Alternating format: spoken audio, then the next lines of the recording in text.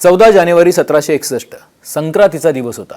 मराठे आणि अहमदशाह अब्दालीच्या सैन्यात पानिपतमध्ये घनघोर युद्ध झालं। मराठ्यांनी अतुलनीय शौर्य दाखवलं। मराठ्यांच्या समशेरीची चपराक आणि धसका अब्दालीला असा काही बसला की त्याची भंबेरी उडाली। पानिपत युद्धात लाख बांगडी फुटली, 2 मोती गळाले, 27 मोहरा हरवल्या आणि चिल्लर खुर्दा किती गेला याची गणनाच नाही असं म्हटलं जातं। पानिपतचं युद्ध मराठे राष्ट्ररक्षणासाठी लढले, म्हणजेच आत्मसन्मानासाठी लढले हे महत्त्वाचं आहे। मराठ्यांच्या आक्रमणाचा परिणाम असा झाला की अब्दालीनं परत दिल्लीकडे पाहण्याचं धाडस काही केलं नाही। हिमालयाच्या रक्षणासाठी पहिल्यांदा सह्याद्री धावला होता हा इतिहास आहे। याच युद्धात नानासाहेब पेशवे यांचे चिरंजीव विश्वासराव पेशवे मारले गेले होते।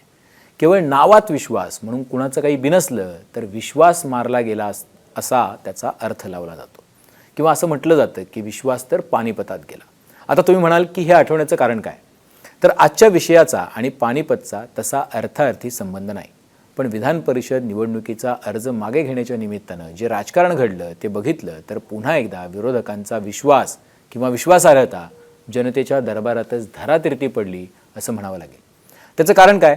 तर पानिपतात लढून मराठ्यांनी शौर्याची गाथा लिहिली आणि इथं भाजप विरोधात महाविकास आघाडीच्या उमेदवारांनी माघार घेऊन विश्वासाची चिता रचली। त्यामुळे यापुढे निवडणुकीच्या रिंगणात जर विरोधकांनी आणि त्यांच्या नेत्यांनी मताचा जोगवा मागितला तर तो कशासाठी मागताय? एकतर माघार घेण्यासाठी की तुम्हाला पुन्हा पडद्याआडून भाजपला मदत करण्यासाठी हा प्रश्न उरतोच। तर महाराष्ट्राच्या विधान परिषद निवडणुकीत नेमकं काय झालं ते आधी बघा।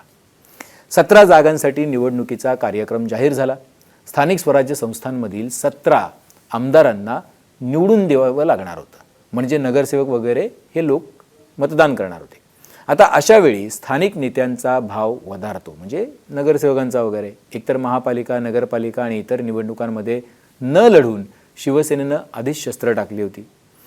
राष्ट्रवादी अजित पवारांच्या इच्छेमुळे बऱ्याच ठिकाणी त्यांनी एकत्रच एकाच चिन्हावरती निवडणूक लढवलेली होती। त्यामुळे ते सदस्य नेमके कुठल्या पारड्यात आहेत हा प्रश्न अजूनही आहे। राहता राहिली काँग्रेस। काँग्रेसनं आपापल्या ताकदीनिशी आणि आपल्या पद्धतीनं जमेल तेवढा लढा दिला होता, पण तेवढाच। शरद पवारांना राज्यसभेवर पाठवून तिथं महाविकास आघाडी म्हणून आम्ही कसे एकत्र आहोत असं दाखवण्याचा प्रयत्न केला। बदल्यात विधान परिषदेत अंबादास दानवेंना पाठवून त्याची परतफेड झाली। पण आता जेव्हा आपल्याच नगरसेवकांकडून किंवा सदस्यांकडून आपल्याच नेत्यांना मतं मिळवून देण्याची वेळ आली तेव्हा काय झालं? ग्रीन हार्वेस्ट नैसर्गिक पेंडीयुक्त खत, नेचर केअरची युक्ती, रासायनिक खतांपासून मुक्ती।